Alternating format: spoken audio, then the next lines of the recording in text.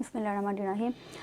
थोड़ा सा आपको याद होगा कि लेसन 6 में बात की थी आइडेंटिफाई फीलिंग्स की, लेसन 7 में बात हुई थी identify feeling by moral use, lesson 8 में बात हुई थी सिमिलैरिटी एंड डिफरेंसेस की।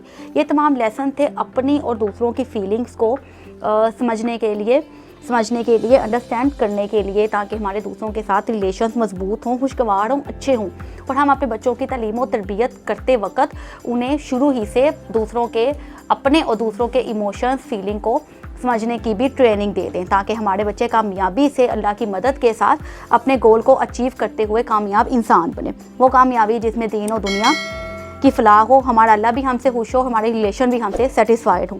अब सवाल ये पैदा होता है कि क्या ये फीलिंग्स जो हम अपने और दूसरों की आइडेंटिफाई करते हैं, उन्हें अंडरस्टैंड करते हैं, तो क्या ये सारी ज़िंदगी ऐसी ही रहेगी कि चेंज होगी या स्टिल हो जाएगी? जैसे मैं अपने एक एग्जांपल देती हूँ कि मेरी एक नेबर है जो मेरी क्लास फेलो भी रह चुकी है। मेरी उसके बारे में कुछ अच्छी फीलिंग्स नहीं है, मैं उसके बारे में कुछ अच्छा फील नहीं करती। हालांकि मेरा भी घर इधर है, उसका भी घर सामने है, मेरे रहना भी सामने है, टकराव भी कभी कभार हो जाता है घर से निकलते वक्त, लेकिन मुझे वो अच्छी फीलिंग्स नहीं आती जब मैं उसको देखती हूँ। तो क्या ऐसे ही रहेंगी या बदल जाएंगी फीलिंग्स वक्त के साथ साथ? तो इसका जवाब है नो, यानी फीलिंग चेंज।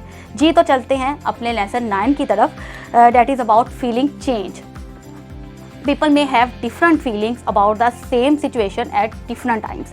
यहाँ मैं एक बहुत अहम और ज़रूरी बात समझाना ज़रूरी समझती हूँ कि ज़रूरी नहीं कि सब बड़ों की या बच्चों की फीलिंग्स चेंज हों। ये बात भी अपने बच्चों को समझाएं और ख़ुद भी समझें कि ये नहीं होता कि ये ज़बरदस्ती अपने और बच्चों के ऊपर प्रेशर ना डालें कि लेसन 9 में फीलिंग्स चेंज आया तो फीलिंग्स चेंज करो।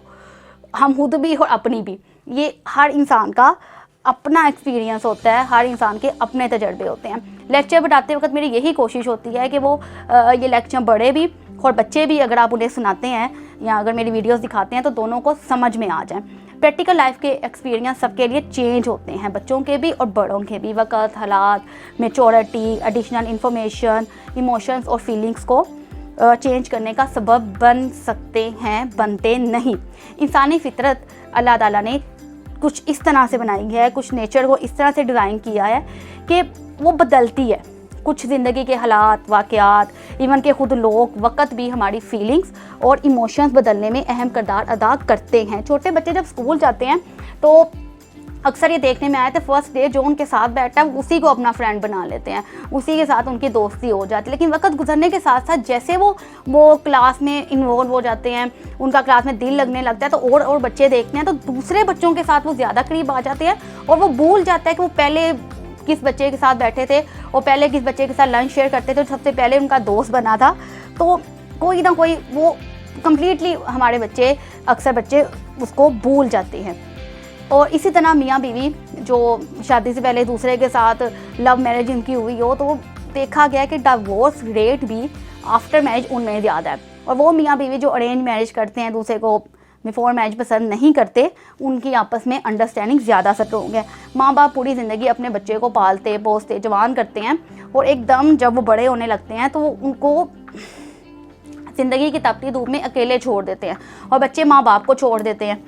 तो फ्रेंड्स में भी, बहन भाइयों में भी, इन सब के पीछे वक्त, हालात, हमारी अपनी खुद गर्जी, खुद लोग, या हमारी अपनी चेंज हो जाने वाली फितरत, या हमारी कोई और वजह भी हो सकती है कि फीलिंग चेंज। आज के लेसन नंबर 9 में मैंने यही चीज़ आपके साथ डिस्कस की है, इमोशन और फीलिंग्स के बारे में, कि फीलिंग्स और इमोशन हमारे बदल जाते हैं, हमारे एक जैसे नहीं रहते। वक्त, हालात, हमारी कोई मजबूरी, हमारी कोई अपनी अंडरस्टैंडिंग, मैच्योरिटी उसको बदल देते हैं। ज़िंदगी में जब हम किसी के बारे में या अपने बारे में कुछ भी आइडेंटिफाई करें, कोई फीलिंग, कोई जज्बा, कोई इमोशन, तो ज़रूरी नहीं है कि वो सारी ज़िंदगी उसी तरह रहे और ये भी ज़रूरी नहीं है कि वो बदले। Thank you very much.